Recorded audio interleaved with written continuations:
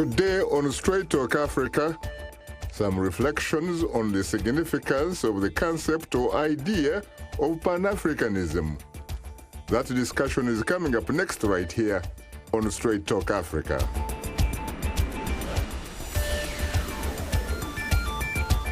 Hello, welcome to Straight Talk Africa, live from the Voice of America headquarters here in Washington. I am Shaka Ssali, and today we are discussing the significance of Pan-Africanism. Pan-Africanists believe that solidarity among people of African descent will enable the continent to fulfill its potential to independently provide for all of its people historically. The Pan-African movement often takes shape in the form of a political cultural movement.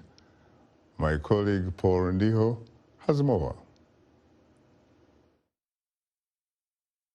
The Scramble for Africa conference, chaired by German Chancellor Otto von Bismarck, ended with almost all of the African continent being divided between a small group of European countries, known as the Partition of Africa in Berlin in 1884. Only Liberia and Ethiopia were not colonized. As a consequence of colonialism and imperialism, the majority of African nations lost their sovereignty and control of their natural resources. The Pan-African movement was born as a result of colonialism, initiated by blacks whose ancestors came from Africa. There are many well-known Pan-Africanists such as Dr. W.E.B. Du Bois, Marcus Garvey, George Padmore, Henry Sylvester Williams, and Paul Robinson. Other notable Pan-African legends are Dr. Kwame Nkrumah, Dr. Nnamdi Azikiwe, Jomo Kenyatta, Dr. Hastings Kamuzu Banda, and Leopold Sedar Senghor, to name a few. This generation of leaders were more outspoken about fighting for the rights of Africans, while some became Pan-Africanists merely out of curiosity and sentiments of black pride. The majority of the leaders fought for the independence of new African nations. Dr. W.E.B. Du Bois, an African-American civil rights leader, founded the U.S.-based National Association for the Advancement of Colored People. He moved to Accra in 1961 and lived there until his death in August of 1963. Today, he is still considered a symbol of Pan-Africanism. He was one of the founders of our organization, and just to come and see the work that he did, him and his wife did when they came to Ghana, was just monumental for me. It was emotional, but just to see it in person was life-changing. Dr. Kwame Nkrumah, Prime Minister of Ghana, the first black African country to regain political independence, graduated from Lincoln University in Pennsylvania. Dr. Nnamdi Azikiwe, who became Nigeria's first president in 1963, was a classmate of famed American poet Langston Hughes and former U.S. Supreme Court Justice Thurgood Marshall. Dr. Hastings Kamuzu Banda, Malawi's first president, graduated from Meharry Medical School in Nashville, Tennessee. Jomo Kenyatta was a Kenyan anti-colonial activist and politician who fought against British rule. The Pan-African movement also played a significant role in 1960, when 17 sub-Saharan African countries became independent from their colonial masters, 14 of them from France. Pan-Africanism was highlighted in 2019 as Ghana dubbed 2019 the year of return. The country welcomed over 1 million Africans in the diaspora to visit the nation and discover their African roots. We are all part of the black race. We are all Africans, right? Whether you're an African in America, whether you're an African in Brazil, whether you're African in the Caribbean, if you have a high level of melanin in your skin, you are from Africa. The Year of Return campaign was launched by Ghanaian President Nana Akufo-Addo in Washington, D.C. in September of 2018. So far, high-profile visitors, including several African-American celebrities, members of the U.S. Congress, and other notable personalities have visited Ghana. Paul Ndiho, VOA News. Thanks, Paul, for that report. Joining us today are three distinguished guests: Louise Uwacu, host and popular and producer of You and I, a television talk show broadcast in Vancouver, Canada. Michael Brown, lobbyist and politician, and in Frankfurt, Kentucky. We are joined via telephone link-up by educator and Pan-African activist Raphael Jackson. I have to say, ladies and gentlemen, that I'm profoundly honored and exceedingly humbled to have the opportunity to host the three of you on Straight Talk Africa. Thank you for having us. Thank you. You're most welcome. Asante sana. Asante sana, ndugu. Asante vile vile ndugu. It's very nice to see you, of course, in studio for the first time, Louise, because the last time you joined us via telephone link-up from Vancouver. Absolutely. And for you, Michael, I remember several years ago having a sort of an exchange of social amenities with you somewhere downtown in Washington, D.C., Adams Morgan, perhaps. You have an excellent memory. Excellent. And in fact, you promised to, one of those days, to be on the show. Oh, here we are. You're most welcome. It's really a pleasure to, to have the opportunity and to host you for the first time, and especially talking about this most important topic, really, Pan-Africanism. Yes. First of all, let me ask you, Louise, very, very briefly, Yes. what does Pan-Africanism mean to you? Yes. Oh, I love it. Pan-Africanism is anything that would be in the best interest of African people, Black people, locally and globally. Because Africans need to realize that we're not just local to anywhere, we're actually a global force. And we've been everywhere on the globe. And the thing that is so beautiful about Africans and about African people and their presence over the globe is the fact that everywhere we went, we brought civilization, we brought peace and prosperity. That is the legacy of Africa around the globe. So Pan-Africanism for me is anything that would advance the best interest and look out for Africans no matter where they are. We need to look at the local issues and the global issues as well and connect them, because when we separate, sometimes we separate the local issues and the global issues and things go wrong. But if we can look at it globally and locally, it will be successful. Very interesting. What about you, Michael? Pride. I think it has to do with pride. And as times change, things change. I think for a long time, African Americans thought what pride meant was understanding our history with the motherland and the continent to general tourism.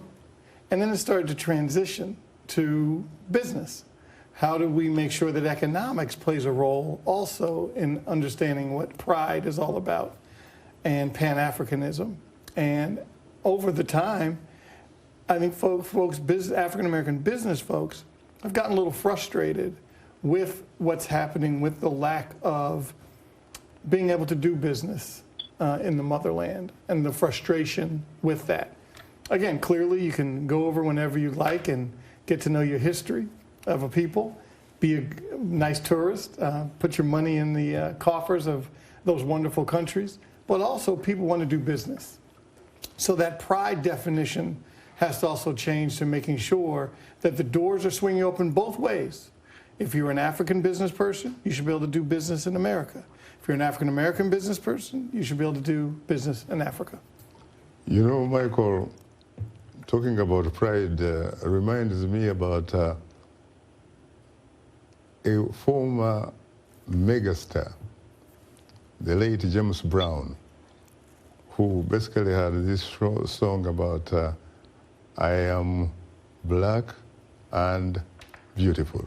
Yes. I wish we had that sort of music here. What about you, Ndugu Raphael?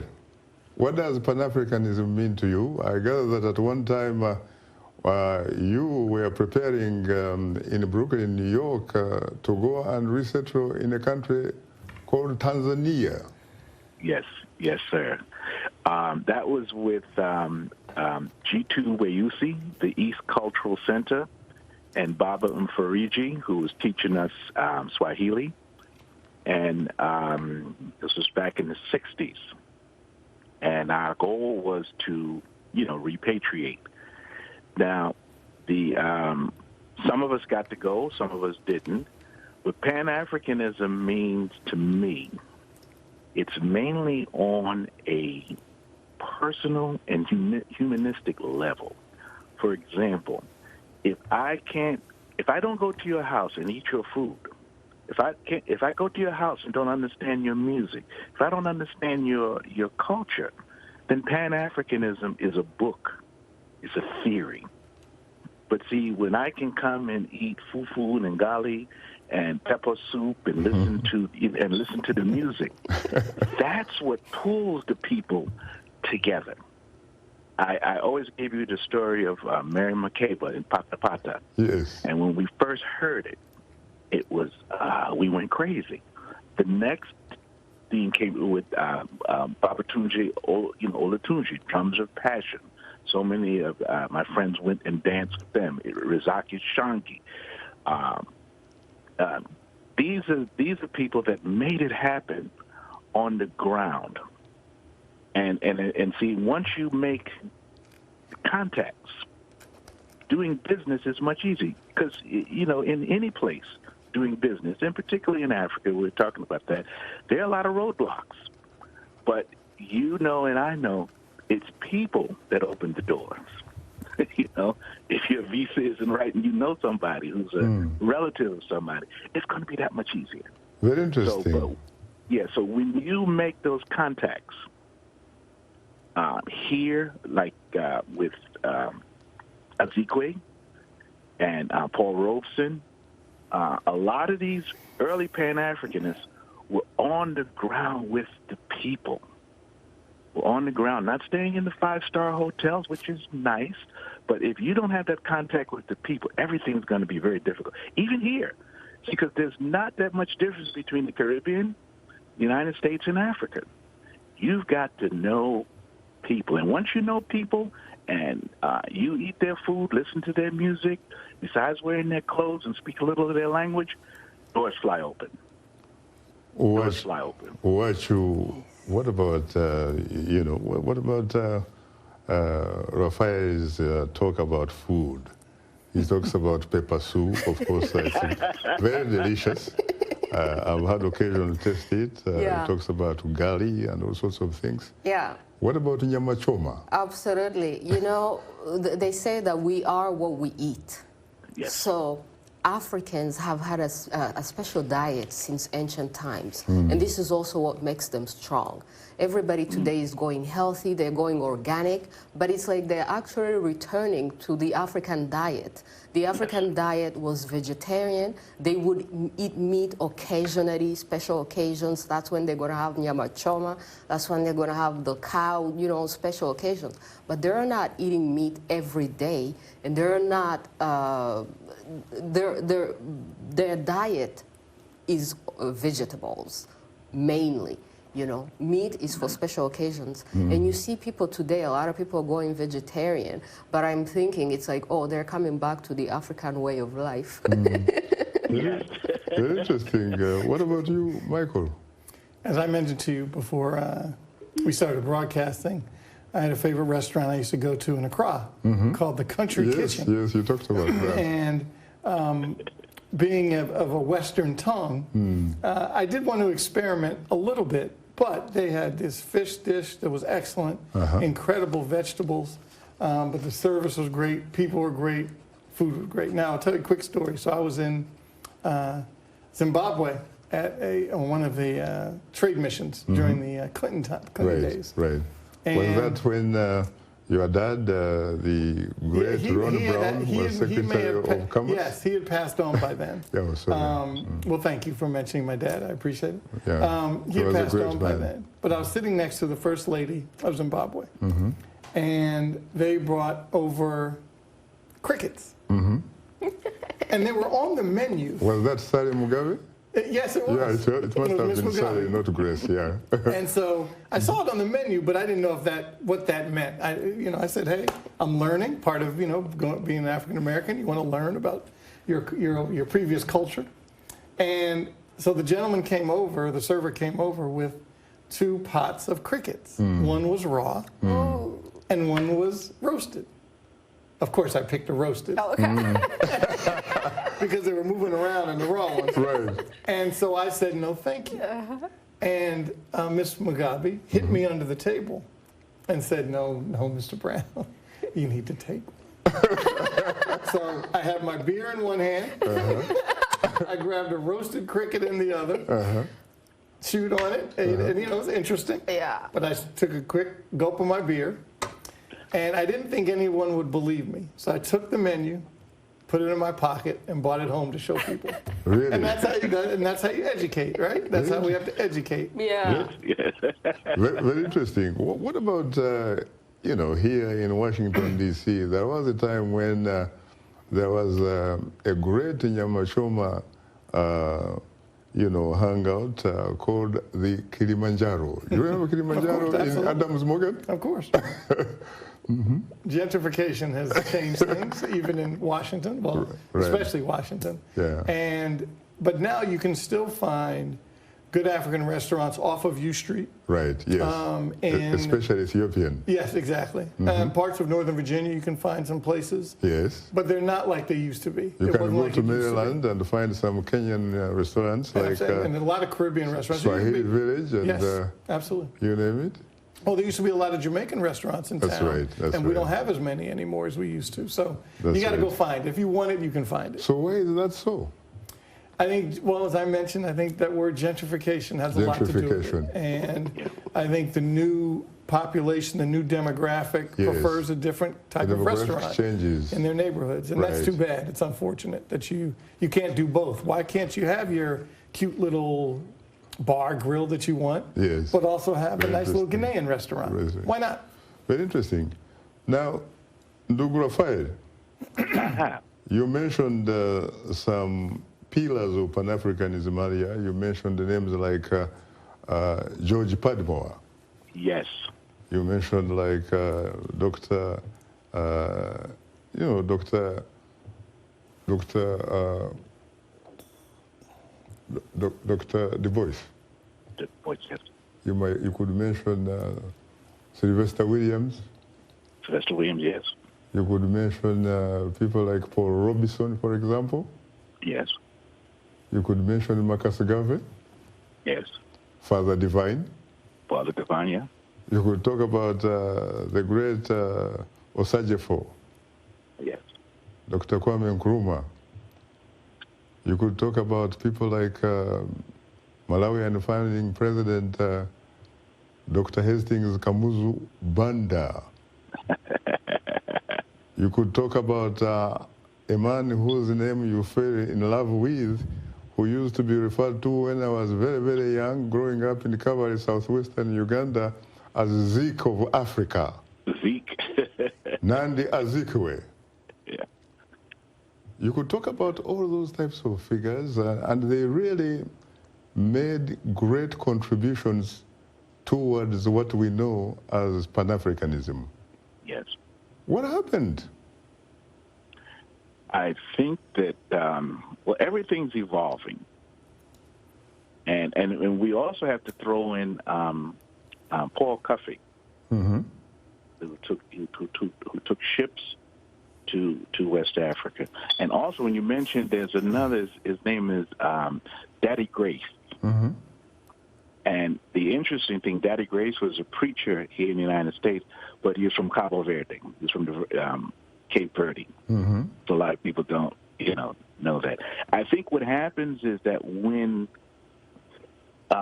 we were allowed to vote in certain places, and the brothers on the continent got their independence, we kind of withdrew within ourselves. And we just start looking at, well, what's in it for me? And so that's, but for me, I grew up in Brooklyn, New York. And it was always an African community in Brooklyn, New York. There were Caribbean people, African people, Afro-Latinos. So that core group held. But the younger people, since access came to them, to go to school. Access came to the African to go, come to England, to Britain, and the Caribbean, and United Kingdom.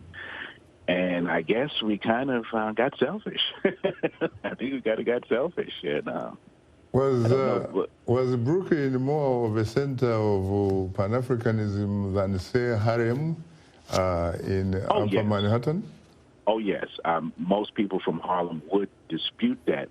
But we had an organization that's called the East. Mm-hmm. And it's the International African Festival that's given every year. We've been doing it 50 years. We had people like Fela come, Sunny Ade. Fela Anikulapo Kuti? Yes. The Nigerian megastar? Yes.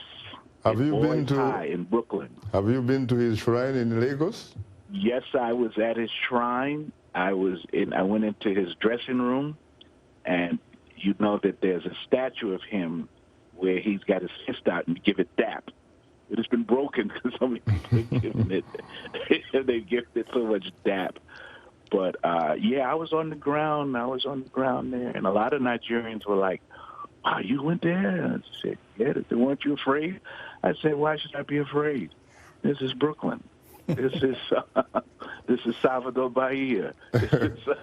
These are my people, so I'm not afraid. Why should I be afraid of my own people?" Very, very interesting. Uwacu, when you study some of these pillars of Pan-Africanism, you really become remarkably impressed. Yes. By the energy that they had. Oh, yeah. The commitment towards freedom of all of us, really. Yes. Yeah.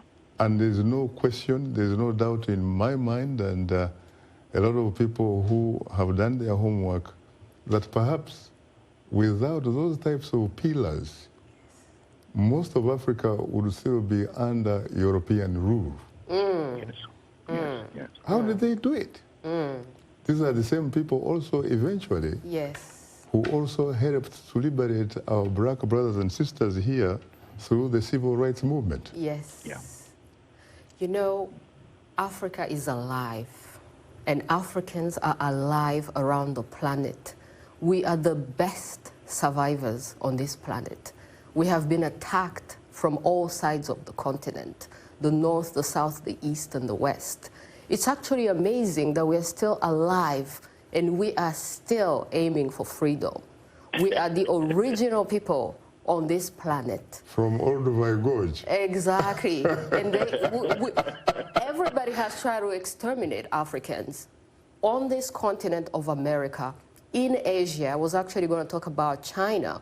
There used to be an African civilization in Asia. There used to be an African civilization in China, in Japan. That African civilization was, ancient Japan was African. The legacy of this civilization is that they brought civilization, they brought prosperity through African knowledge. It would actually benefit the entire world to have an African leadership, because whenever we have had an African leadership anywhere, that African leadership has accomplished amazing things. We built the pyramids. We built an ancient civilization that inspired the European civilization. The great philosophers and the great people of Europe, the Romans and the Greeks, they came to study in Africa.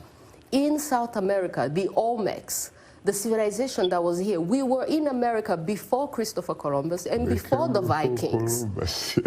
So it's very interesting. The whole world would benefit if they had an African leadership, African ideas, African ideals, because when we are in leadership, we do not discriminate. We are a meritocracy. We go with who deserves the position, who is serving the people, who is serving humanity and divinity. And one of the things that is so powerful about Africa is the African spirituality. This is why you see that we have been invaded by religions, Islam and Christianity, to destroy the African spirit, because the original spirit connects each and every African to the divine. The African spirituality thinks and believes and knows that divinity exists in each of us. We just have to rise our divinity. We just have to cultivate it and rise into our divinity. And every time that there has been an African leadership around the world, the whole society benefited, the entire world benefited.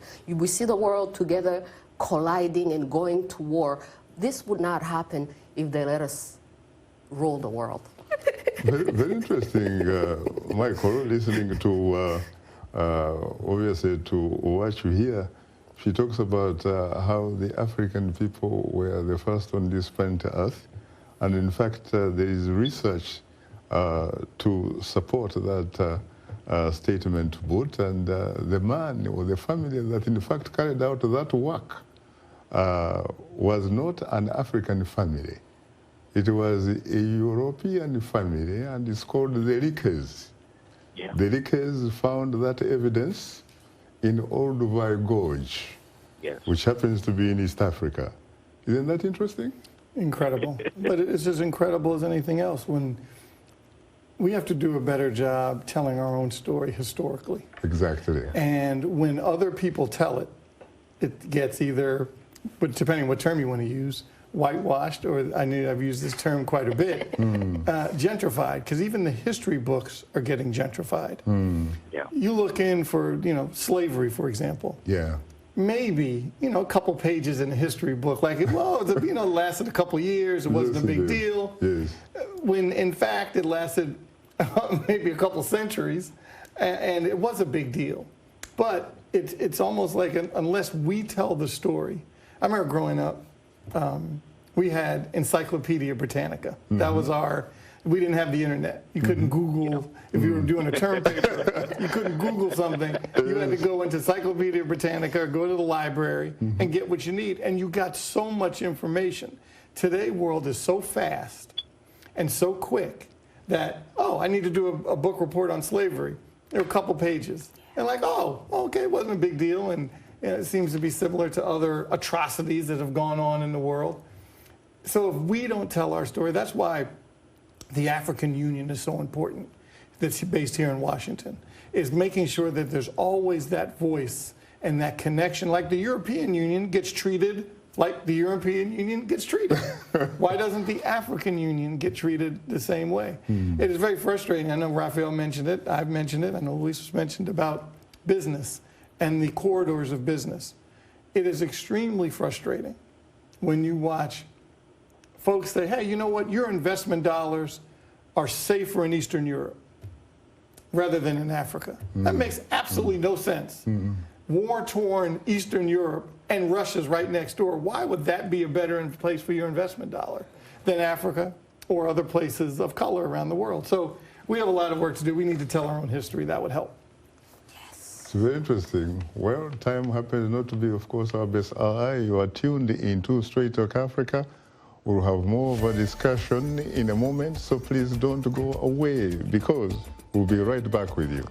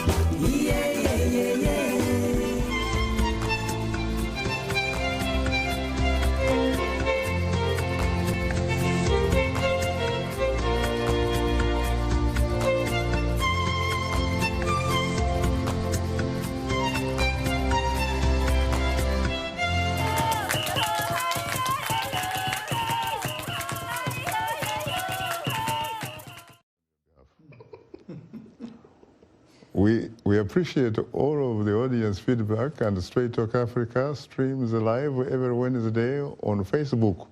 You can watch our show there and leave a comment.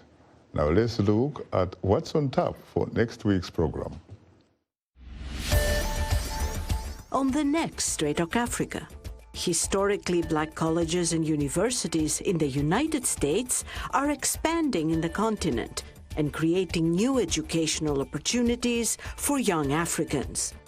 HBCUs in the continent on the next Straight Talk Africa.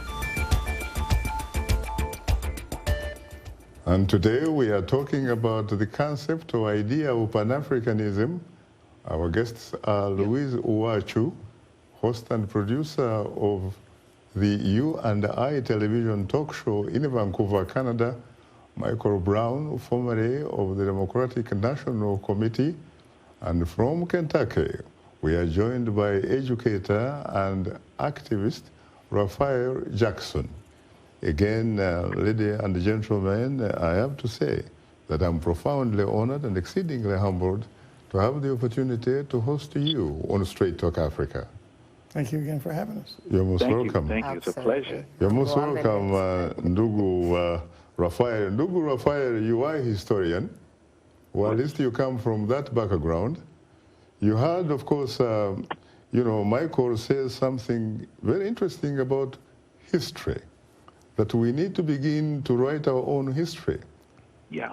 As a matter of fact, I recall that at one time, reading about a former great British Prime Minister, Sir Winston Churchill, he was being asked how he thought that history would treat him, and he said he doesn't really have to worry about that, luckily, because he's actually going to write it himself, and it so happens that he used to be a very good writer.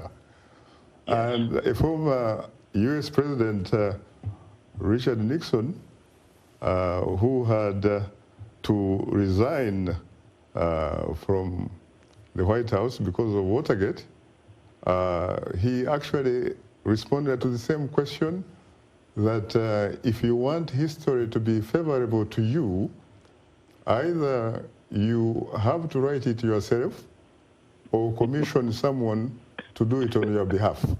Yeah. I didn't really know that until I happened to be in graduate school at UCLA studying a course called historiography. Yeah. Different interpretations of history. That is when I realized that we really have to do exactly what was stated by Michael. What about you? Oh, me? Yeah. Oh, well, when you mentioned Winston Churchill, I remember being in the library at Howard and seeing, I think he wrote a history of the British or the English people, several volumes. And, you just don't think of him as an author.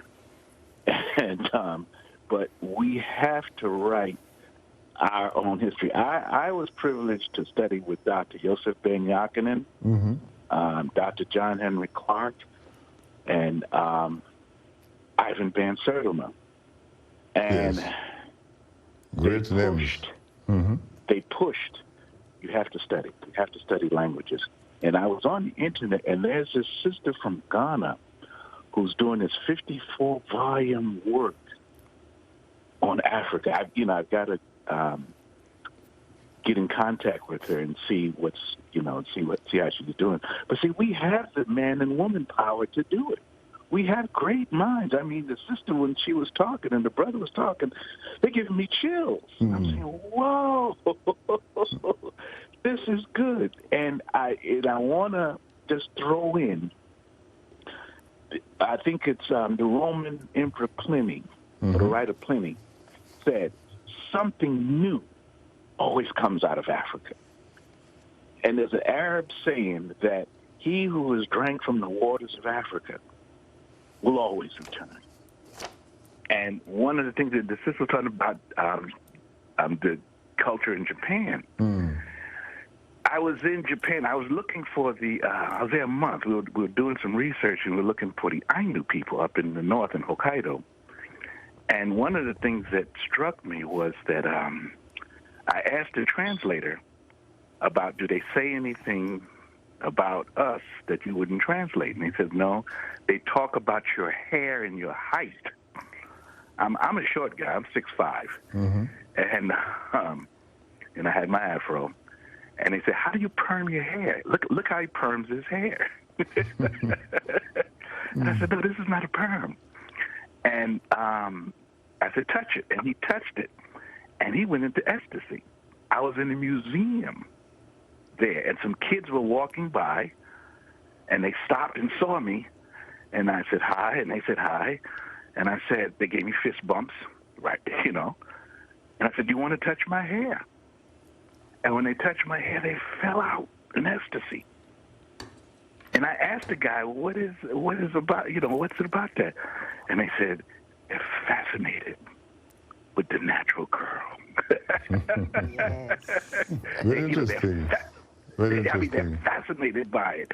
They have soul bars there, you know, like where they have Philly soul bars and the music, Bob Marley, Fela.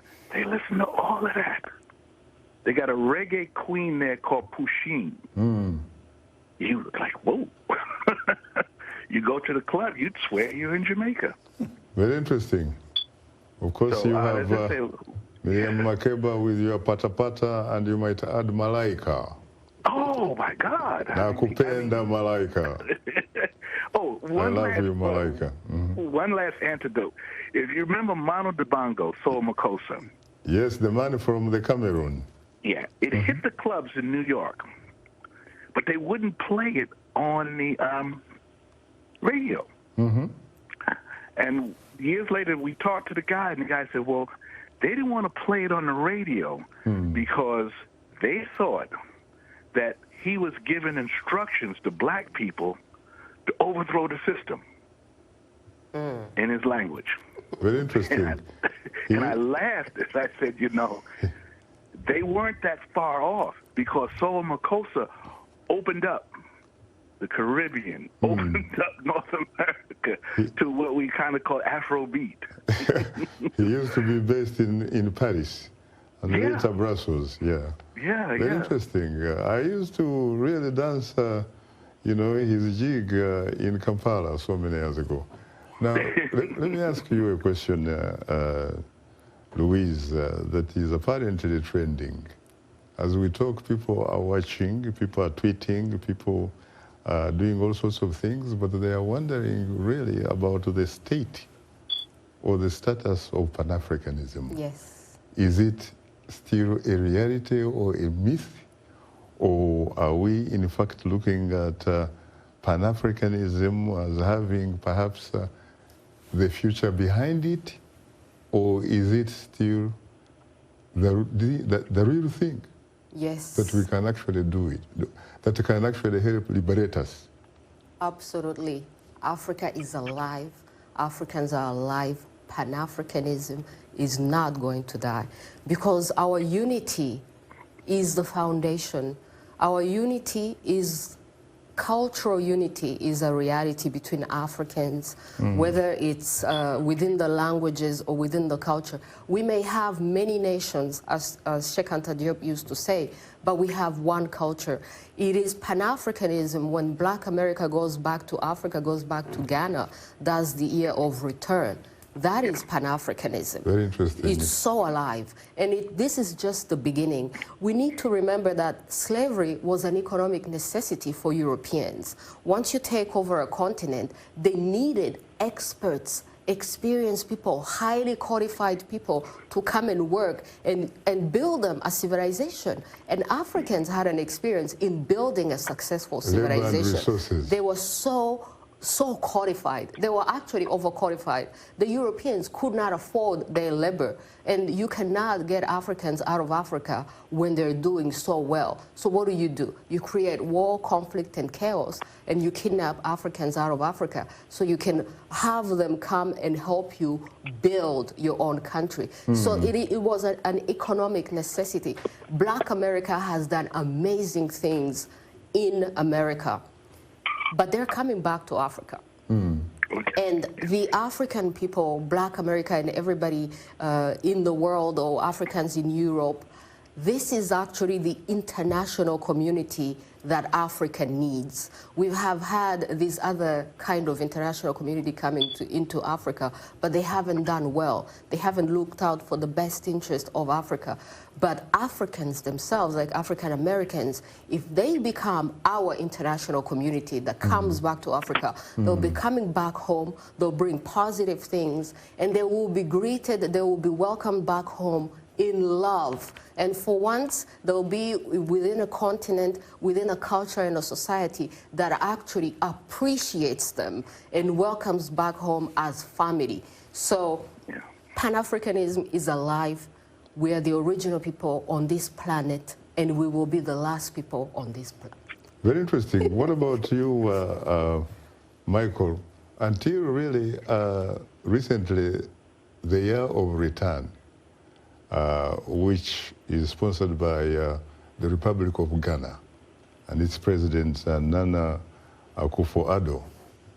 The only other time, frankly, I had heard about Pan-Africanism being a bit active was in Uganda in the 1990s under Yoweri Museveni, who had appointed a brother of mine, Nigerian, the late Dr.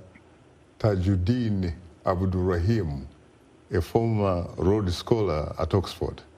Unfortunately, he died in a motor accident in Nairobi many years ago. The only thing now I hear is about the year of return. What is the year of return from your point of view? Well, you know, as anything else, marketing has a lot to do with how it's defined. What does it mean to our brothers and sisters here in the United States, African Americans? What does that mean? Does it mean, and keep in mind, when I mention marketing, Senegal's done a wonderful job with the door of no return, or the window of no return, whichever you call it.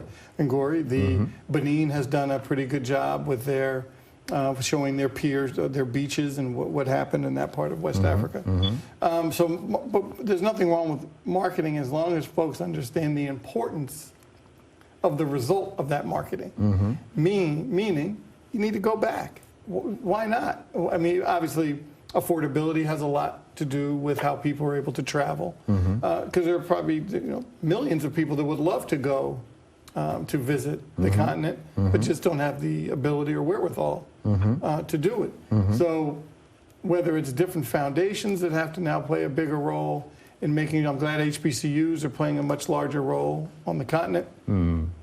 But the interest is also important relative to what we were talking about earlier. Social media is such a big part of how people learn.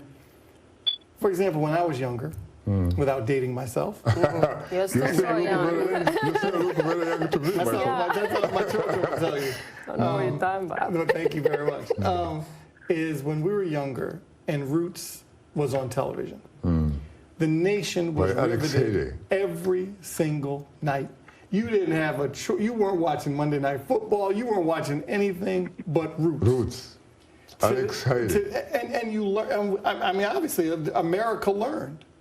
In today's world, folks are more interested in binging their favorite reality show than how about binging Roots? How about doing that? And that is, and there's so many other movies. I don't mean to make it. And obviously, Alex Haley did a wonderful job. You know, he was he was a remarkable guy because, among other things, he once said, "Find something good in somebody and praise it." Very interesting. Yes. Absolutely. Very interesting. But, let's face it. We go back to March 6, 1957, when the first country that is in Black Africa regains its political independence from the British. And at the helm is Dr. Kwame Nkrumah.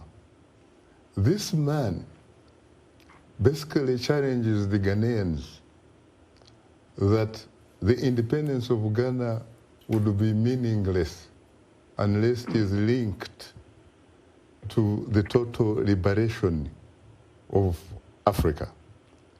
And he did not simply talk the talk, by the way.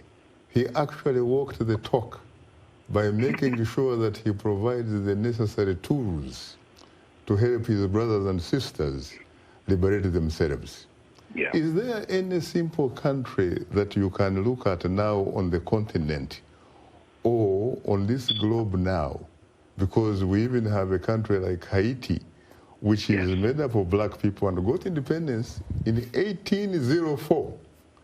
Is there a country of people who look like you and me which can make the statement, for example, that the democracy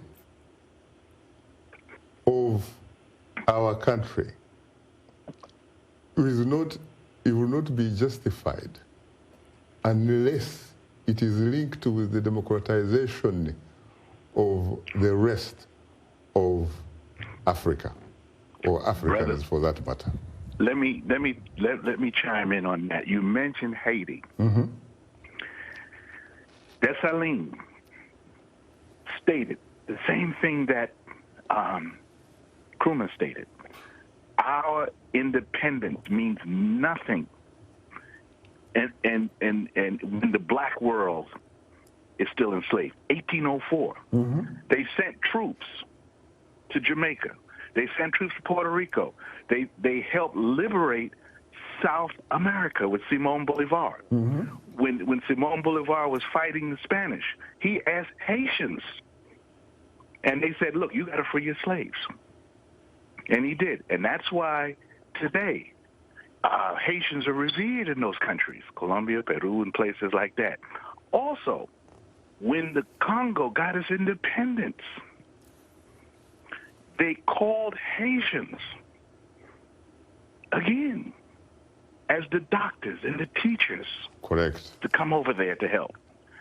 Cuba, when the South Africans invaded Namibia and the Cubans came, Operation Colada. Colada was an African slave, a woman enslaved in Cuba. And they pushed the South Africans back. See, it's there. Out of Angola. Yeah, out of Angola.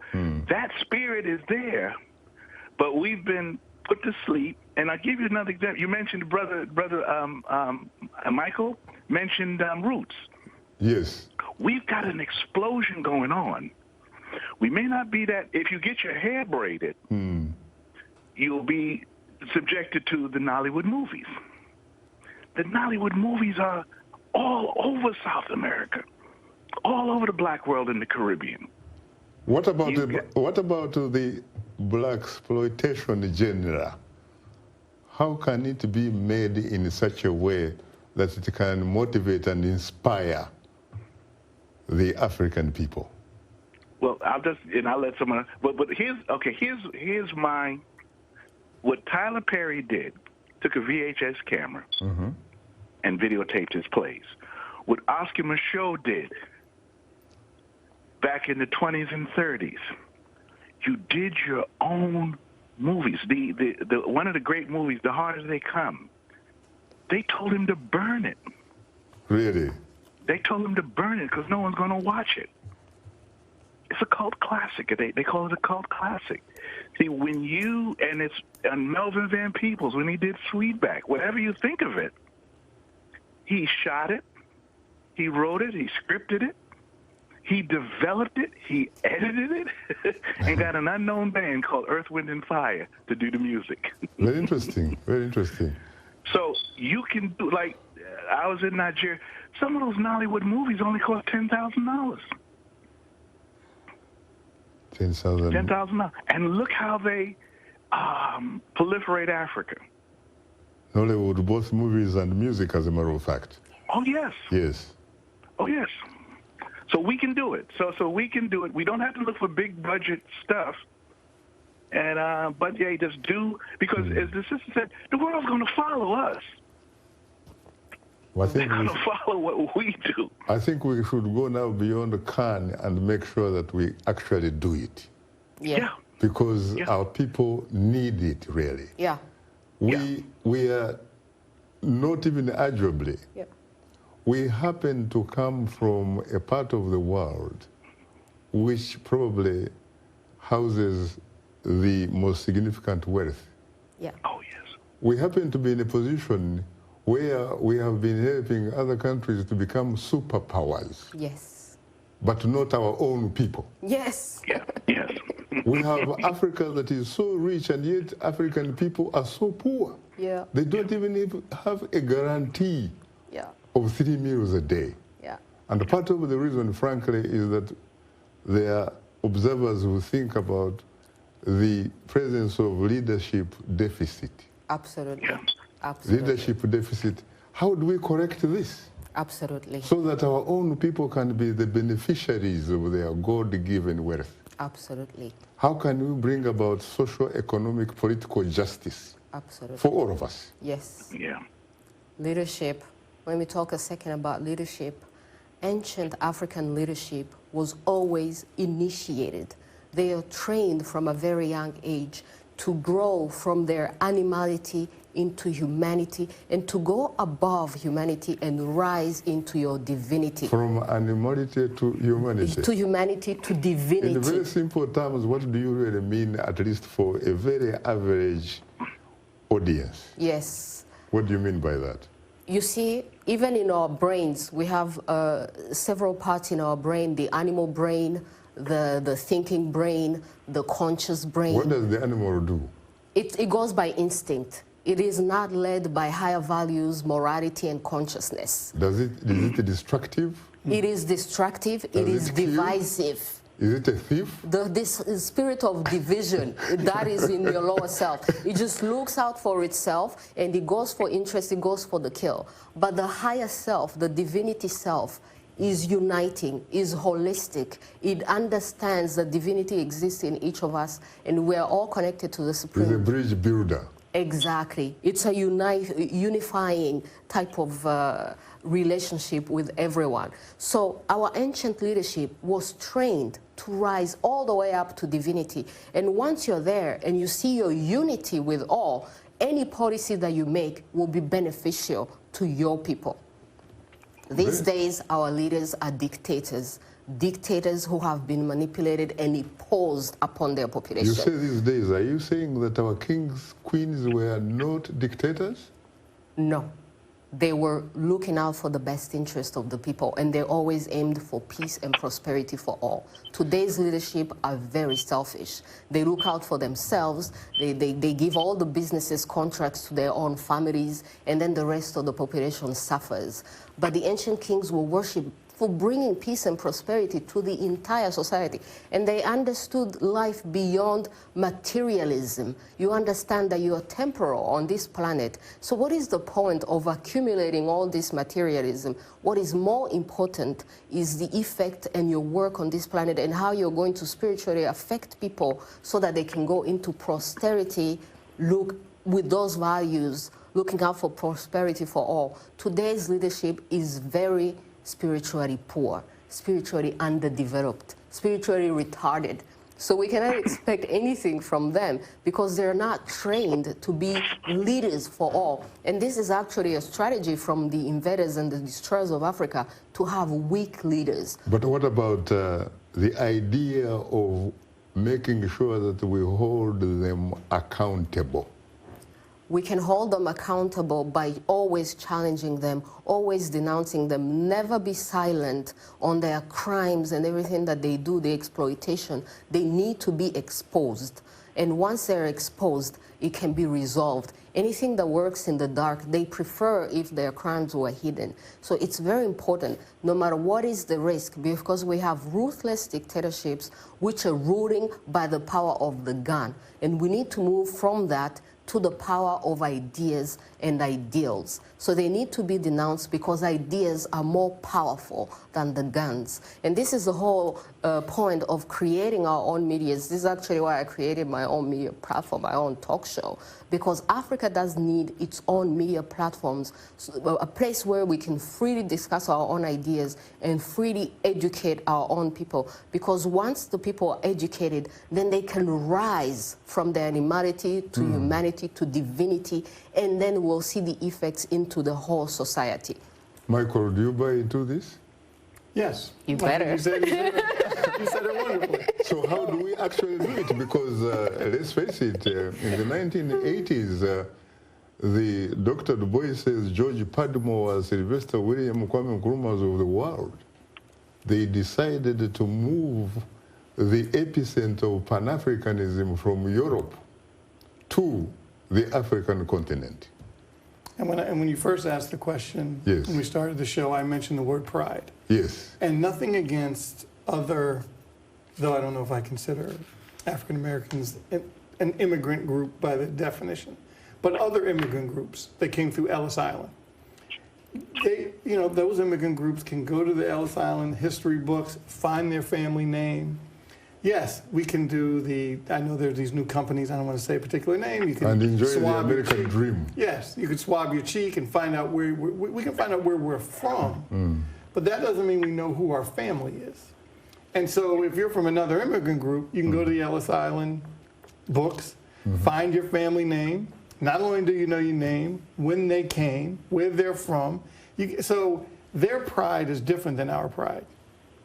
Our pride, obviously, we were separated immediately, intentionally. The slave masters didn't want us to know who our families were. That was the whole point. Right. So we couldn't galvanize ourselves, hence what Nat Turner did was wonderful. And I saw that in Roots. Yes, so that is part of our challenge. And so that means we have to figure it out. When we talk about writing our own history, telling our own history, how do we overcome our young folks' attention span? And how do we get them to get out of mediocrity? And how to achieve more? My wife and I were talking about this the other night, is how do we get our kids, and not just our kids, how as do children. we promote Ubuntu, humanity, for all our people? That's the challenge. That's the challenge. We have to take the lead. And can't be afraid for people to say no. No what? No, we can't tell our own history? Why? Because you're not going to like what it says? Yeah. Interesting. Well, Ndugu Raphael? Well, I think that, you know, through every tragedy, horrific tragedy of the enslavement of our people, the benefit is I can go to Ghana, and people in Ghana say, oh, you look just like one of us. I can go to Kenya, and they say, I look like one of us. So I can bond with all of the African continent, okay? I may have been a little hindered. Let's say if I was Xhosa, Zulu, or Igbo, or Hausa, or Bibio, I may have an affiliation, a strong affiliation to them, and not my other brothers. But the advantage that we have in the West is we're related to everybody. Time is not our best ally, Raphael. Huh? Time is not our best ally, and on that note, our guests today were Louise Uwacu, Michael Brown, and Raphael Jackson. Thanks to our audience for tuning into Straight Talk Africa. In the meantime, get better, not bitter Africa, and please remember to keep the African hopes alive.